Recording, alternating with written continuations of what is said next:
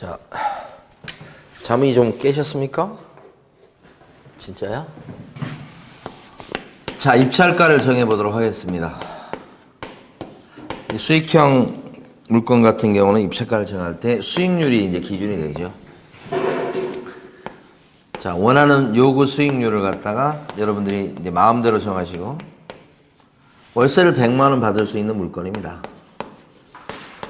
110 이렇게 하시면 안 되고, 받을 수 있는데 12달 받을 거고요. 여기다 이제 보증금을 다 넣어요. 보증금 2,000이죠, 이렇게. 그러면 입찰가가 나옵니다. 요구 수익률 요걸 자체를 이제 상가다 그랬는데 5%로 한번 계산해 보도록 하겠습니다.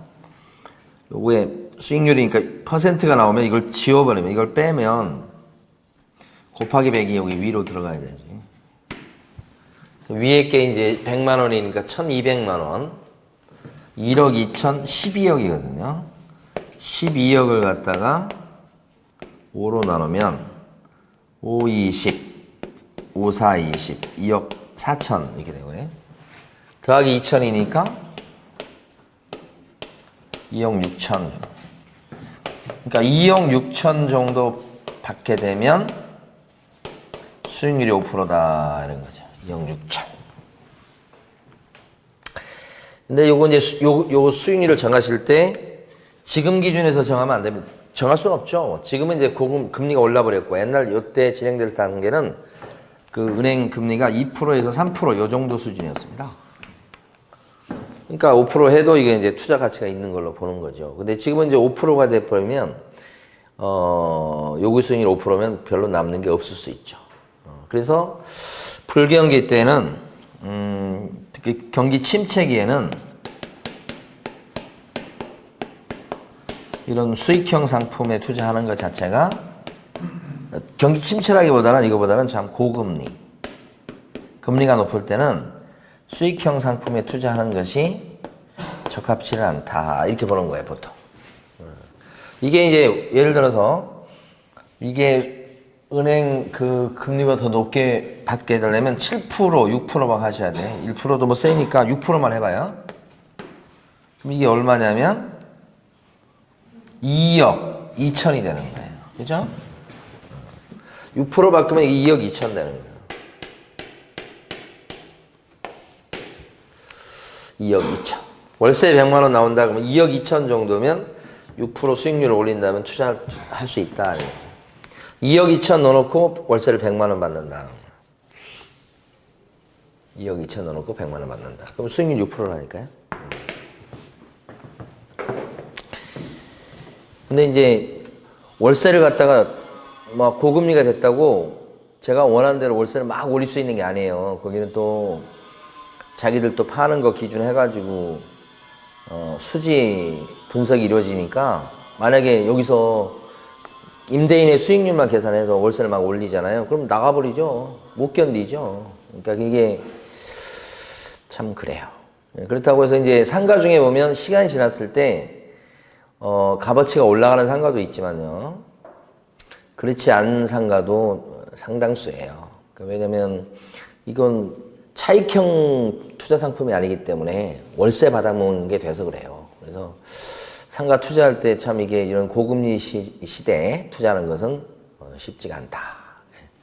그러니까 싸게 받으면 또 가능할 수 있죠. 그러니까 시간 지나고 보면 어떤 게 있었냐면 오피스텔 같은 경우에 그때 우리가 받았을 때가 1억 5,500인가 받았으니까 월세 70 나오는 걸.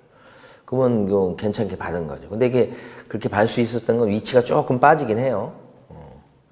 중간에 공실이 생긴 적이 한 두세 달 있었어요. 그런데 뭐 잘 넘어갔죠. 그러니까 이게 위치가 빠지면 그런 리스크는 좀 있어요.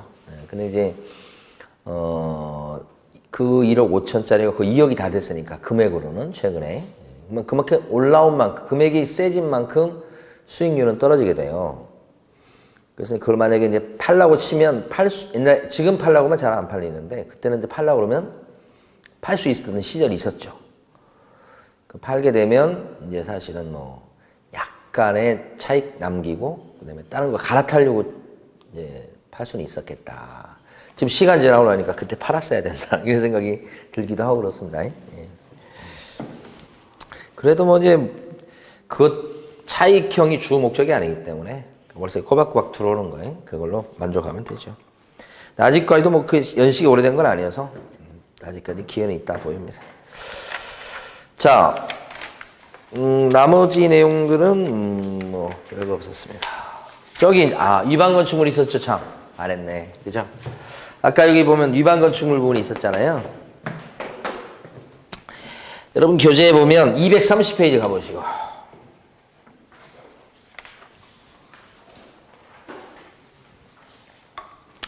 230페이지 가보시게 되면 제일 끝에 비고란에 집합건축물 대장상 위반 건축물 표시 이렇게 돼 있고 위반사항이 무단 증축, 무허가 증축이라고 돼 있어요. 그러면 이게 이제 이행강제금은 위반 면적이 6.4제곱미터잖아요. 6.4제곱미터 기준에서 이제 이행강제금이 나올 수 있다. 근데 면적이 이렇게 큰 건 아니어서 이행강제금 보통 1년에 한 번 정도씩 부과하게 돼요. 근데 6.4제곱미터니까 금액이 크지 않을 거고 또 한 가지는 이게 어떤 위반 건축물이냐면 가게 점포 같은 거 보면 아까 이게 면적이 아까 10평이 안 됐잖아요. 그러다 보니까 그 앞쪽에 이렇게 천막 비슷한 걸 쳐가지고 영업장 면적을 넓힌 거 있잖아요. 응? 면적이 적으니까. 그래서 겨울 같은 경우는 춥기도 하고 그러니까 앞에다 이렇게 비닐로 이렇게 쳐가지고 영업장 면적을 넓힌 거 그거 얘기하는 거예요. 근데 이제 그러다 보니까 이것은 원상 회복이 상대적으로 쉽죠. 비용 많이 안 들이고. 여차하면 원상 회복해볼 수 있고 이행강제금도 크게 나오는 건 아니고. 이것은 이제 어디서 비롯되냐면 영업장 면적이 적은 거에서 비롯된 거예요. 영업장 면적이 아까 지금 10평이 안 됐었잖아요. 그런데 오른쪽 보십니다. 231페이지. 오른쪽에 보면 건축물 대장이 나와 있어요. 그 건축물 대장을 이렇게 오른쪽으로 바꿔서 이렇게 보면 뭐가 나오냐면 아래쪽에 변동 내용 및 원인이라고 된 게 나와요. 그래서 음식점인데 6.4제곱미터 무허가 증축이라고 2016년도에 들켰네요. 그런데 18년도 7월 달에 경매 진행되는 중에 위반 건축물 표시 해제 이렇게 되어 있습니다. 이거 원상복구한 거죠. 시정한 거죠. 그래서 없어졌습니다. 그러니까 실제는 이제 이것도 없는 게 됐죠. 그 다음에 어떻게 할 것 같아요, 이제? 위반 건축물을 지우고 나서. 나중에 또 영업하시면서 다시 만들어내겠죠? 아닌가요? 그러니까 사실은 상가 점포에 대해서 이제 좀 더 공부를 하시면 좀 여러분들이 좀 공부할 내용들이 상가는 되게 많아요. 많긴 한데 뭐 일반적으로 뭐 투자하신다 그러면 크게 고려사항은 아니고 어떤 게 있을 수 있냐면요. 이게 부동산 자리입니다. 부동산 자리. 중개업소라고 해요. 월세가 한 200쯤 나갑니다. 200만. 근데 원래 A가 하고 있었던 거죠. 그러면 이 부동산 자리를 이번에 B가 권리금 2천만 원 주고 B가 이 자리를 인수받는 거예요, 이게. 예. 그러면 원래 중개업소는 등록을 해야 할 수 있는 업종이에요. 그래서 등록을 해야 할 수 있는 업종인데 이 자리가 2종 근생이에요, 당연히. 중개업소는 2종 근생 자리에 차릴 수 있습니다. 등록을 하고 등록 이름은 A 이름으로 등록이 된 거예요. 근데 권리금을 주고 B가 이 부동산 사무실을 인수받는다고. 부동산 사무실의 상호가 예를 들어서 대박부동산이다 그러면 이 대박부동산 요 상호를 이 사람이 쓰면서 인수받게 돼요. 근데 이때 인수받는데 B 이름으로 등록을 다시 해야 됩니다, 이게. B 이름으로 등록을 다시 해야 된다고요. 새로. 단순히 등록증상의 이름만 바꿔서 될 문제가 아니고 새로 등록해야 돼요. 업종 중에 그런 업종이 있어요. 그 대표적인 것이 이제 바로 이런 중개업소 같은 경우. 학원도 마찬가지예요. 그럼 어떤 문제가 생기냐면 요 부동산 중개 사무실이 어떤 문제가 있었냐면 무단 증축 부분이 있었어요. 무단 증축. 옆에 가게하고 그 중간에 이렇게 비어있는 공간이 있는데, 그죠? 뭐 그렇게 넓은 건 아니에요. 근데 워낙 이렇게 길게 되어 있는 공간이어서 여기를 이렇게 터서 여기까지 확장시켜서 쓰고 있었던 겁니다. 근데 권리금 2천을 주고 B가 넘겨받았어요. 똑같이 대박 부동산 상호를 써요. 근데 새로 등록을 해야 되니까 관청에서 새로 나와서 실사를 합니다. 봤더니 뭐가 있어요, 지금? 이게 위반 건축물이 있잖아요. 그러면 등록이 안 됩니다. 안 돼요. 그러니까 음식점하고 틀립니다. 등록이 안 돼버려요. 이게 새롭게 나와요, 공무원이. 등록이 안 돼. 그러면 이거 시정하라고 그래요. 그럼 어떻게 했어요? B는 권리금 주고 인수 받았는데 이 부분 때문에 자기 이름으로 등록이 안 나잖아요. 그러니까 B는 이 부분을 어떻게 해요? 원상복구 시켜야 되죠? 원상복구 어떻게 하면 돼? 비용이 좀 들어가긴 합니다. 없애야 되죠? 그럼 공무원이 이제 나와서 보라 그러면 공무원이 보니까 원래 설계도로 했고 이쪽은 비워져 있잖아요. 그러면 등록을 딱 시켜줘. 공무원 갔죠 이제? 그 다음 어떻게 하셔야 돼? 뚝딱뚝딱 다시 또 이렇게 늘려서 쓰게 된다고요. 왜냐면 좀 너무 길다랗게 돼가지고 좀 모양이 좀 안 좋아. 그 얼마 안 된 것 같지만 약간 털으면 또 모양이 좀 잘 나오고 그래서 다시 해놓고 하죠. 자, 이런 것도 있는 반면에 이게 음식점이에요. 이제 중개업소가 아니야. 음식점입니다. 음식점.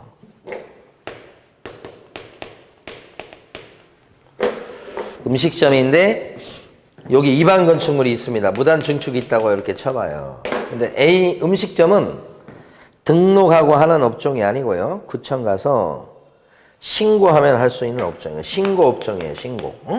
신고. 그래서 A가 하고 있었어요. 그러니까 여기가 이제 대박 삼겹살이에요. 그런데 이걸 권리금을 2천을 주고 B가 대박 삼겹살집을 인수받아. 그러면 영업신고증이라고 있잖아요. 여기도 영업신고증 걸고 할 거예요. 삼겹살집도 영업신고증 걸고 할 건데 구청 가서 영업신고증 명의를 바꿔요. B로. 요거 있는데 바꿔줘요. 안 나와요. 실사를. 그러면 어떤 일이 벌어지냐면 대박 삼겹살집을 B가 권리금 주고 인수받아. 그러면 이 빨간 위반 건축물은 뭐예요? 그대로 있어. 이행강제 문제 누구한테 나오겠어요? B한테 나오죠? 이건 이제 명의 변경이에요. 명의 변경. 지위 승계 신고서라는 게 있어요. 그러니까 명의 변경을 딱 하게 되면 이 사람이 이제 삼겹살집 주인이 되는 거지. 새롭게 영업 신고를 하는 게 아니에요. 그러니까 이게 있어도 상관이 없어요. 공무원이 나와서 보지 않고 그냥 구청에서 이렇게 서류만 딱 접수 받아가지고 명의 바꿔주고 끝나버리는 거예요. 그러니까 이게 인수 받을 때, 그러니까 대부분은 이렇게 돼요. 대부분은 명의만 바꾸는 거예요. 근데 이제 학원이라든지 뭐 중개업소 이런 거 일부는 새로 해야 됩니다. 새로. 그래서 상가에서는 위반 건축물이 미치는 영향이 주택하고는 좀 달라요. 주택보다 조금 영향이 크다고도 할 수 있어. 그러니까 무슨 얘기냐면 주택이다 그러면 위반 건축물에 대해서 이렇게 보면 되겠네. 주택이다 그러면 이행강제금이요. 주테마가 뭐 시정 명령 뭐 하고 그래서 결국은 이행강제금 돈이란 말이에요. 상가는 뭐냐? 이것도 기본적으로 이행강제금이죠. 근데 한 수를 더 떠서 상가는 위반 건축물 때문에 인허가 되고 안 되고 이렇게 되는 거예요. 이렇게. 그러니까 상가가 위반 건축물이 상가에 미치는 영향이 주택보다는 좀 크다고 봐야 돼. 인허가 뭔지 아시죠? 신고나 등록이나 허가를 인허가라고 불러요. 인허가 되기도 하고 안 되기도. 위반 건축물이 있어버리면 인허가가 안 난다 이렇게 되는 거예요. 네? 근데 아까 나는 경우 승계하면 나는 경우도 있었죠 아까. 안 나는 경우도 있고 이렇게. 자, 저 이제 그거 한번 봤고요. 여러분 작은 책 보시고 작은 책.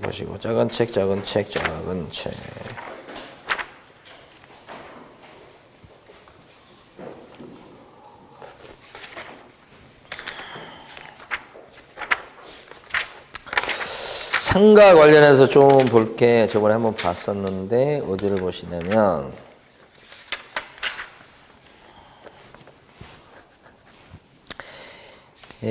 저기 332페이지 가보십니다. 상가에 대해서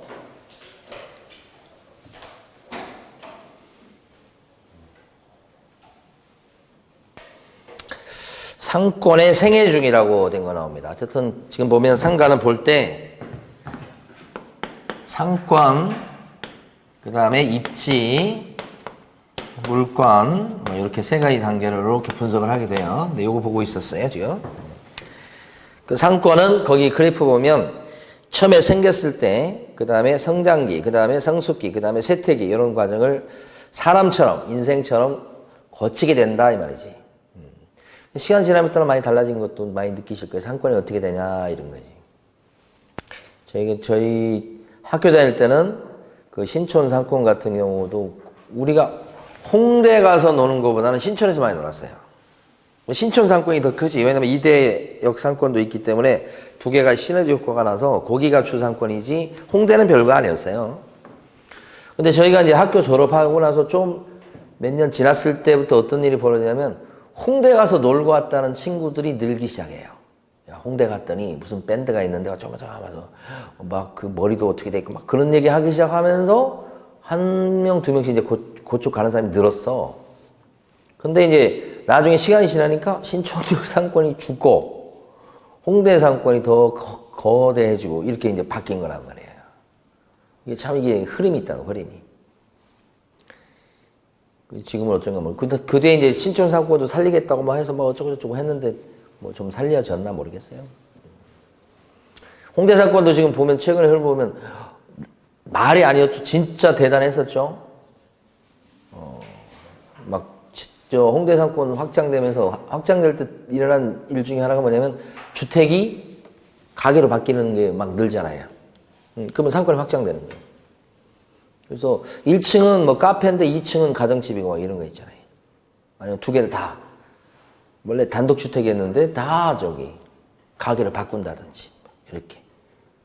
그래서 막 그렇게 바꾸기 지나다니면서 보면 그렇게 막 바뀌더라고.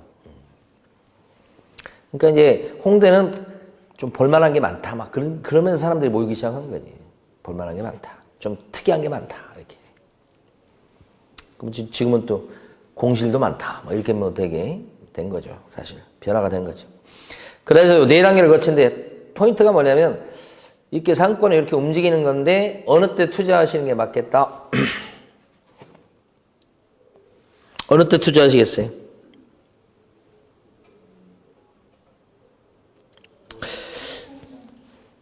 성장기. 그러니까 너무 빨리 투자하시면 신도시 상권도 마찬가지입니다. 너무 빨리 투자하시면 물려있는 기간이 길 수 있어요. 그러니까 어느 정도 자리 잡았을 때 투자하는 게 리스크를 최소화할 수 있다. 그래서 근데 그게 얼마나 교과서적이에요. 그죠? 아, 여기서 보면 다 성장기지. 누가 뭐 그거에 대해서 모르는 사람이 어디가 있어. 근데 어떤 상권을 딱 놓고 볼 때 이게 투자할 시점인가 이렇게 다 보면 이게 답이 안 나와요. 쉽지 않아요. 뭐 연신내 상권도 그렇고 어느 상권에 가만 보면 흥망성쇠가 있거든요. 뭐 투자할 시점은 이렇게 그래프를 딱 그려놓으면 알지. 그러면 지금 홍대 상권은 어디에 해당돼요? 그것부터가 어려운 거예요. 어디에 해당되는 거예요? 쇠퇴기요? 성숙기요? 성장기요? 네? 단기로 봤을 때는 성숙기에서 쇠퇴기로 넘어가는 걸로 볼 수 있잖아요. 단기로 보면. 근데 모르지 또. 더 장기로 보면 또 홍대 상권이 더 뻗어나갈 수도 있는 여지도 있는 거니까 그건 모를 일이다 이거지 사실. 그게 그런 게 어려운 거예요. 이게 학자들이 그래프 그려가지고 이렇게 하는 거 말로 하는 건 진짜 쉬운 거예요. 근데 실제 이제 판단해가지고 한다는 건 정말 어려운 겁니다. 쉽지가 않아요. 말은 쉬워. 근데 이제 뭘 볼 수 있냐면 여러분들이 하나 이론적으로 무장해야 될 건 뭐냐면 여기가 지금 성숙기든 성장기든 간에 이게 좀 플러스 그러니까 뻗어나가는 쪽이냐 지금 위축 축소되는 쪽이냐 이런 것들은 파악할 수 있어야 되겠죠. 그 요소가 이제 제일 끝에 있는 당구장 표시예요. 무권리가 많이 생기기 시작하잖아요. 그러면 막 서로 막 빠져나가겠다는 거예요. 무권리다라는 것은 장사 안 된다는 뜻이잖아요. 무권리 점포가 좋은 거예요? 아니면 권리금 있는 점포가 좋은 거예요? 예? 여러분들이 점포 영업을 하시려고 그래. 무권리 점포가 좋은 거예요? 아니면 권리금 있는 점포가 좋은 거예요? 응? 오죽했으면 무권리일까요? 그렇게 생각하셔야 돼요. 무권리 점포가 좋은 게 아니에요. 비싸다고 다 좋은 건 아니고 권리금이 비싸다고 다 좋은 건 아닌데 그 가치가 있는가를 따져볼 건 맞지만 무권리 점포라고 했을 때 대부분 안 좋은 거예요. 그러니까 오죽했으면 무권리로 넘기냐 이 말이지. 그 다음에 렌트 프리 기간 요거 그러니까 시설할 때 좀 한 달, 두 달 이렇게 주는 거 있잖아요. 월세 안 내고도 시설 먼저 하시라고 이렇게 하면서 주는 기간 그거. 그 기간이 길어지면 왜 길게 주는 거예요? 월세 깎아주기는 좀 그러니까 그 기간을 길게 주는 경우가 많아요. 월세 안 깎아주려고. 그러니까 그런 것이 있으면 길어지면 상권이 축소되는 거예요. 임대료 같은 것도 이제 결국 가서는 임대료 낮추는 걸로 갈 수밖에 없어요. 그러니까 신도시 상권 같은 거 처음에 개발됐을 때 보면 월세 500, 450 막 이렇게 하다가 나중에 가면 200, 250 줄잖아요. 그럼 그거 하고 싶어서 그런 게 아니에요. 어쩔 수 없이 공실로 놔두는 것보다는 낫다 싶어서 이렇게 하는 거란 말이에요.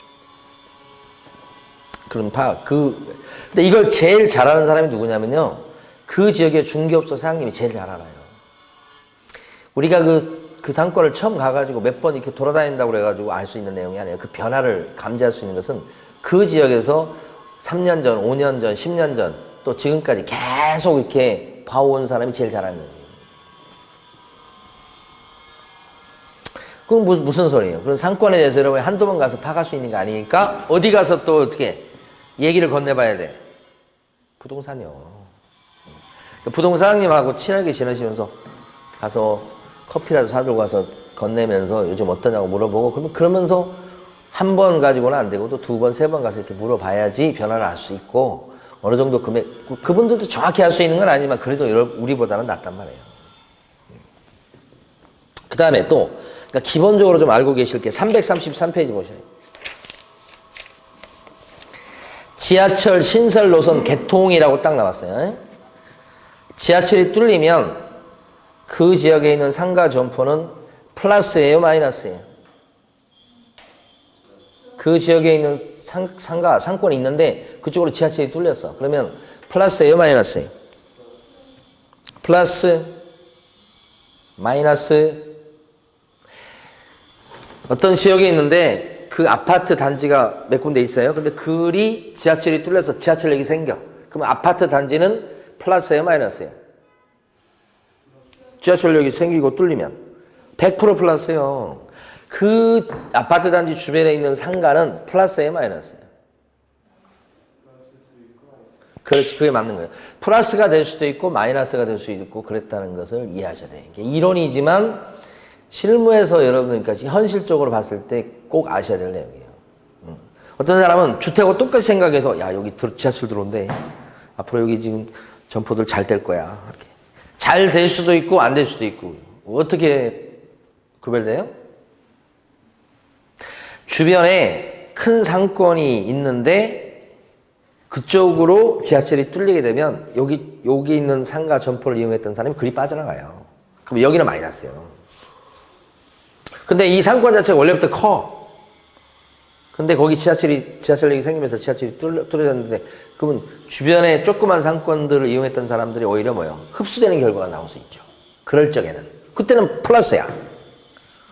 그러니까 이 상가는 이 보통 이 길이 뚫린다 아니면 특히 지하철이 뚫린다 그랬을 때 플러스가 반드시 된다는 보장은 없다고. 마이너스 될 수도 있다는 걸 생각하셔야 돼. 주택하고 따로 갑니다. 그죠? 그러니까 예를 들어서 오히려 마이너스 될 가능성이 높은 거예요. 옛날에 보면 9호선 막 공사 많이 하잖아요. 9호선 공사를 해. 그러면 저쪽까지 가잖아요. 저쪽 강동까지 막 가고 막 이렇게 송파 이렇게 지나잖아요. 그러면 공사하면서 막 파헤쳐 놓잖아. 그럼 옆에 있는 점포들은 장사하는데 마이너스요, 그건. 그렇잖아요? 그렇게 하고 그거 없어도 올까 말까인데 공사 끝났어, 이제. 지하철 개통됐어. 이제 잘 되려나 했더니만 어디로 빠져나가? 강남 쪽으로 빠져나가 버리잖아요, 또. 그러니까 이용 객수가 줄어들어 버려요. 그 마이너스잖아요, 마이너스. 그러니까 이게 상가 점포는 주택하고 다르게 보셔야 된다. 예? 뭐 여러 가지 사례를 쭉 써놨어요. 대표적으로 봤던 사례 중에 어떤 게 있냐면요. 신분당선이 딱 개통이 되면서 정자역 상권도 꽤 커요. 정자역 상권이 있는데 신분당선이 개통이 되면서 정자역 상권에서 상층부에 있는 그런 술집이나 이런 데 있잖아요. 이런 데가 공실이 생기기 시작하는 거예요. 그전까지는 없었는데 공실이. 왜 그런 거예요? 술 마시는 사람이 이제 얼마 시간 안 걸려가지고 강남까지 갈 수 있으니까 강남에서 마시자 이렇게 된 거예요. 그러니까 술을 무조건 강남에서 마시는 건 아니지만 옛날엔 다 10번 정자역에서 마셨으면 그게 생기면 5번은 그쪽에 가서 마셔버린다면 마이너스란 말이야. 매출이 떨어진다고. 그러면 월세 감당이 잘 안 되니까 어떻게 접어버리는 거지. 그러니까 이게 요걸 갖다가 이제 빨대 효과라고 그래, 빨대 효과. 그러니까 이것은 어느 정도는 입증이 된 그런 이론이에요. 예? 그래서 이제 예를 들어서 9호선 개통이 되잖아요. 9호선 개통이 돼가지고 저쪽 마곡지구나 거기서부터 이렇게 이제 해서 강남까지 쭉 있다 보면 9호선 개통이 단순히 생각해 보면 저쪽 그 강서 쪽에 있는 그런 상권은 플러스예요, 마이너스예요? 마곡지구에 있는 상권들은 9호선이 개통이 되면 플러스일까요, 마이너스일까요? 플러스. 그게 정도는 어느 정도인지는 모르겠지만 마이너스에 마이너스. 9호선 뚫리면 이게 급행, 직행이잖아요. 강남까지 오는 시간이 걸리긴 하는데 여러분 한번 다녀보세요. 직행 타면 금방 또 와요, 금방. 노량진에서 저기 종합운동장까지 오는 그 시간이 한 20분? 금방 와요, 금방. 저 마곡지구에서 이쪽 그 강남, 노년이나 뭐 이쪽까지 오는데 그렇게 시간은 오래 안 걸려요. 그러면 옛날에는 그쪽에서만 많이 소비 활동을 했었을 건데 거의 100%. 근데 여기 뚫리면 그 중에 정도는 이제 정확히 이제 몰라. 10% 마이너스일지, 20% 마이너스일지, 50% 마이너스일지는 모르는데 분명히 마이너스예요. 더군다나 지금 마곡 같은 경우는 상가 점포가 많이 공급돼서 그렇지 않아도 뭐예요? 공실이 많을 텐데 그 9호선 개통은 결코 도움이 되지 않는다. 예? 자, 넘어가 보시고. 그 다음에 이제 그 334페이지 가면 대형 상업시설의 신규 입점. 이것도 상권에 큰 영향을 줍니다. 대형 상업시설도 상권에 큰 영향을 주더라. 이런 사람은 사실은 백화점이다 그러면 백화점 위주로 많이 활동을 하게 되거든요. 근데 큰 백화점, 좋은 백화점이 싹 들어오면 주변에 상가, 상권들하고 충돌이 돼요. 그 보면 하남의 스타필드라든지 이런 거 딱 들어오면 주변의 상가들은 위축이 돼요. 근데 다만 이제 그것도 100%는 아닌 게 그런 백화점이라는 게 딱 들어오게 됐을 때 그 백화점하고 경쟁 업종은 죽어. 근데 보안 업종은 또 사는 게 있거든요. 좀 그게 둘 중에 어느 게 크냐 그러면 경쟁 업종이 훨씬 커요. 경쟁 업종이 이렇게 많이 죽어. 그러니까 들어온 게 좋은 게 아니에요. 이것도 거의 실증적으로 입증된 거예요. 그러니까 어떻게 하셔야 되냐면 이건 어떤 힌트를 주는 거냐면 내가 갖고 있는 점포가 있는데 거기에 롯데백화점이나 무슨 백화점이 들어온다는 소문이 나고 계획이 발표되면 그 점포를 갖고 있는 점포를 갖다가 팔거나 정리하시거나 할 생각을 좀 하셔야 된다는 거죠. 그거에 치여갖고 그게 장사 매출이 줄어서 월세를 갖다가 낮춰서 받거나 못 받거나 그럴 일이 생길 수 있단 말입니다. 이제 그런 게 이제 여러분 투자하는 관점에서 중요한 포인트예요. 대형 상업시설. 근데 이제 저도 가보진 않은, 가본 것 중에 하나는 스타필드 가봤는데, 이게 뭐라고 그러죠? 그 일반, 물론 주중에 가봤어요, 주중에. 가봤는데, 저는 천국에 온 줄 알았어요. 왜냐면, 그 전체 그 한층 매장을 딱 보니까 뭐 각종 그런 그 뭐 커피 팔고 빵 팔고 막 이렇게 있고, 거기 있는 분들이 전부 다 강아지도 데려와서 거 있고, 애들도 있고, 막 그래갖고 음악도 잔잔하게 깔리고 그러니까 거기서 안 나오고 싶을 것 같아. 주말에는 어떤지 잘 모르겠어요, 제가. 주말에 안 가봐서. 저희 이제 사무실이 그 근처에 있기 때문에 한번 가봤더니 주중에는, 와, 진짜 좋더라고. 그래서, 그러니까 완전 평화로워, 막. 진짜 거기가 천국 같은 느낌이 들 정도로. 그러니까 주변에 이제, 그 사람들이 그 생기기 전에 어디 갔겠어요? 주변에 조그만 커피점 가고 막 이런 거 갔을 거 아니에요. 근데 이제 거기 가면 다 있는데, 거기서 보자 이렇게 되는데, 그죠? 그러니까 그 주변에 있는 점포 상점 입장에서는 좋은 뉴스는 아니다, 이런 거지. 근데 그 쭉 밑에 보시면 제2 롯데월드하고 방이동 먹자골목 요 관계는 조금 다른 측면이 있어요. 그러니까 제2 롯데월드 가보시면 이제 저도 몇 번 가봤습니다만 그 가보시면 그 안에도 보면 먹는 것도 많고 막 엄청 많이. 근데 그렇게 됨으로써 이제 주변에 그 경쟁 업종에 해당되는 것들은 조금 마이너스가 될 수 있죠. 근데 이제 뭐가 있냐면 거기 직장인들이 늘어난 거 아니에요. 어쨌든 뭐 음식점이든 뭐든 간에 이용객들 뿐만 아니라 직장인들이 늘어났잖아요. 그 사람들이 이제 또 이용하는 그런 점포나 가게는 또 다른 측면. 거기서 이제 거기 직장인들이 그 안에 있는 점포를 이용할 확률이 좀 줄어든단 말이에요. 아무래도 자기 직장인데. 그리고 좀 거기는 좀 약간 좀 고급스럽고 막 이런 분위기잖아요. 근데 방이동 먹자골목 가면 어떻게 해요? 진짜 먹자판이잖아요. 거기는 진짜 약간 시장판 같은 느낌이잖아요. 그러니까 사람들은 이제 그런 것 같습니다. 맨날 정장만 입고 맨날 막 이런 것도 좋은 분위기지만 어쩔 때는 좀 뭐 이렇게 가볍고 막 이렇게 좀 편한 목장으로 살고 싶기도 하잖아요. 이게 왔다 갔다 하거든, 사람은. 그러니까 이제 먹는 것도 마찬가지. 고급스러운 거 먹고 싶기도 하지만 또 뭐요? 닭발이나 뭐 이런 것도 막 먹고 싶은 그런 것도 있기 때문에 오히려 그런 측면에서는 방이동 먹자골목은 플러스 요인으로 작용할 가능성이 높다고 예상을 했는데 실질적으로도 그랬어요.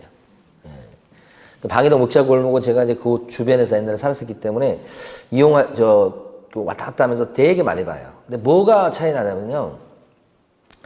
이 상권이 커지는 여러 가지 요소 중에 하나 뭐가 있냐면 아까 말씀드렸듯이 그 주택인데 상가 점포로 바뀌는 경우가 많이 늘어난다고 그랬잖아요. 연신내 상권도 그랬어요. 식당 자리가 없으니까요. 이렇게 단독주택 같은 주택인데 1층을 개조를 해요. 용도 변경해서. 그게 이제 상권이 확장되는 거예요. 또 한 가지 중요한 특징은 뭐냐면 불이 켜지는 그 시간대가 밤 늦게까지 불이 켜져요. 이용객이 많으면. 그러면 그게 밝아지게 돼요. 그러면 그 도로별 제가 계속 도로별 이용해 보니까 옛날에는 이쪽 도로변 여기가, 최근 얘기는 아닙니다. 도로변이 여기에 컴컴했었어. 근데 제2 롯데월드 들어오고 나서 거기가 환해졌어요, 여러분. 희한한 경험이에요. 저 계속 다니면서 느끼는 거예요. 환해졌다는 얘기는 뭐예요? 이용객이 많아졌다는 거죠. 요즘 코로나 이후는 어떻게 되는가 잘 모르겠어요. 그건 참 정말 좀 궁금한데 요즘은 영업시간이 되게 짧아졌어요. 어제도 지금 제가 그 선릉역 근처에서 밥을 9시 정도에 먹으려고 했는데 먹을 데가 없어요. 혼자 먹으려고 하니까 먹을 데가 없는 거예요. 저분 대부분 보면 한 8시, 9시 정도 문을 닫더라고요. 그리고 술 마시는 데가 좀 열려있고 그래서 되게 밥 먹기가 힘들었었거든요. 영업시간이 옛날 코로나 전보다 영업시간이 단축된 그런 느낌. 옛날에 막 늦게까지 해도 막 늦게까지도 가도 막 점포 열고 막 그런 경우 많았었잖아요. 근데 이제 문화가 좀 바뀌는 것 같긴 하더라고요. 자, 거기까지 봤어요. 쉬었다가 또 계속 하도록 하겠습니다.